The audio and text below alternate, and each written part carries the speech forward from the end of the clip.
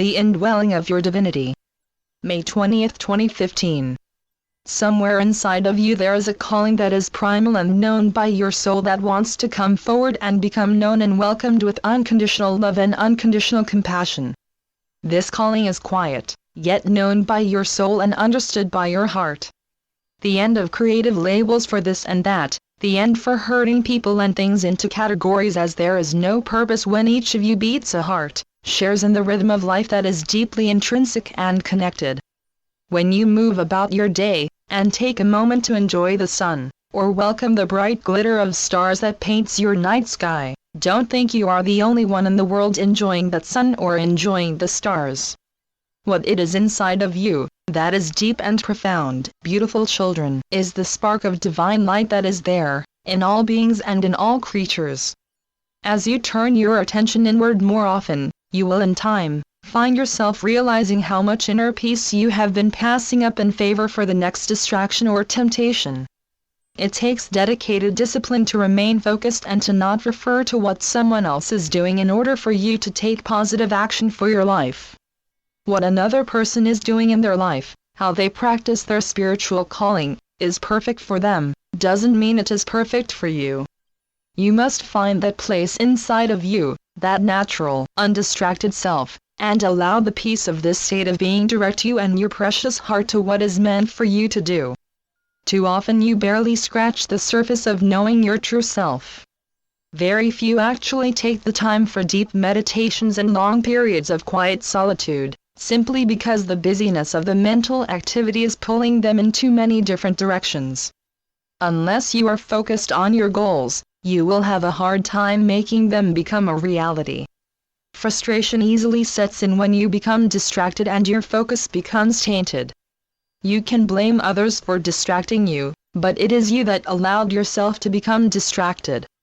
Many people are still uncomfortable with taking responsibility for their thoughts, actions, and choices, but it is through your ability to be more accountable for where this path is taking you that you see the grace and beauty of what have overcome so far in this life.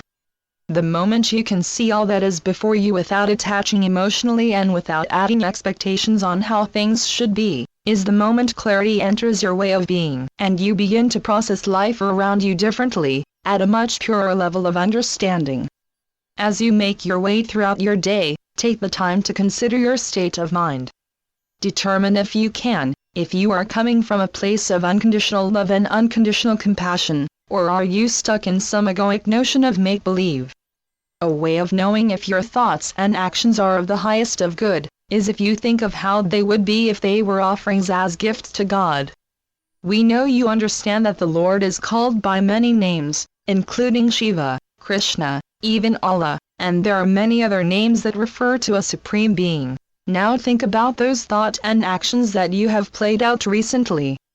Were they of greed, lust, jealousy, hate, peace, unconditional love, genuine kindness, etc.? If you were offering to God any of these, which ones would you prefer to make as an offering? Would you want to give the one you pray to an offering of greed over an offering of genuine kindness? When you give unconditionally to others, regardless of what you are giving, you are also giving to Him. When you give with conditions, He is also receiving them, but it is the gifts that are from the purity of the goodness of your heart and soul working harmoniously together that He treasures the most. God does live inside every humble offering you make, and it is in your offerings, dear hearts, that holds the opportunity to turn all your selfless actions into grand spiritual awakenings. The next time you open a door for someone, think of it as opening the door for God, or the next time someone steps in front of you, let them pass as if it were God stepping in front of you. When you see the divine in all things, you tend less to become angered and become more gentle and empathetic. You are not required to be deeply spiritual, or exercise religiously a spiritual way or practice in order to appreciate the present moment and to say yes to it with your whole, authentic self. To resist your inner self is utterly futile, for this inner part of you, the authenticness of who you really are, wants you to surrender to all that life has to offer you, the good along with the bad. And the need, dear hearts, to work against what is trying to break through that is of the highest of good for the moment you are presently working through. You do not require some grand guideline that outlines how you ought to live. All you need is to explore and discover your true self, the self that is unencumbered by excessive worry, the self that trusts and believes in that their heart and soul is directing them to where they are meant to be. One of the truest ways you can demonstrate the purity of your heart and soul in action is accepting and by embracing that you might not be 100% perfect, but you are complete and whole just as you are, and that you are willing to become more every waking day as each new day is a fresh start to the remarkable journey you have agreed to fulfill before you entered this life. The divine that is inside of you, it is bright and it dances like a sunbeam, full of bright joyous light that flows like a gentle tide that knows what needs to be let go and what needs to be brought in. Embrace your complete, divine self, for I already have. I am Ganesh. Through Julie Miller. spiritualnetworks.com